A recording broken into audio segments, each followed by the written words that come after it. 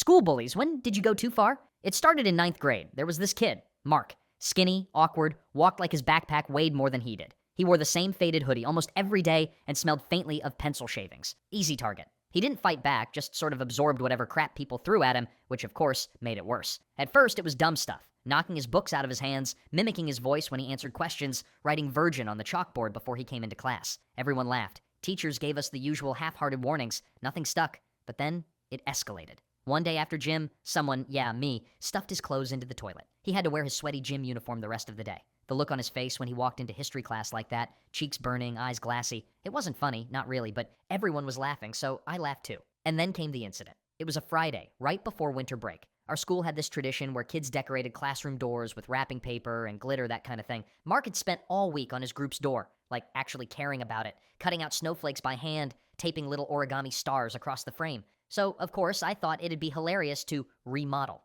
When the hallway was empty, I ripped down every star, every snowflake, every piece of work he'd done. I didn't stop there. I smeared glue across the door and pressed ripped up cafeteria napkins into it. The whole thing looked like a trash heap. When the bell rang and Mark saw it, he just froze. His group was staring at him like it was his fault. And then, for the first time, he actually broke. He didn't yell, he didn't swing, he just started crying. Not a little sniffle, not holding back, full-on sobbing, the kind you can't stop once it starts. Kids passing in the hallway stopped laughing. Some looked away, uncomfortable. And me? I stood there with glue on my hands, and for once, nobody was laughing with me. That silence, that awful heavy silence, was worse than any detention. I never saw Mark the same way after that. Over break, I kept thinking about him going home, trying to explain why he couldn't keep his group's project together, why he was the one standing in front of a ruined door while everyone blamed him. When school started back up, I couldn't even make eye contact with him. I stopped picking on him. Stopped picking on anyone, really. But it was too late. He never talked to me again, never even acknowledged I existed. Honestly, I don't blame him. A few years later, I saw him post on Facebook.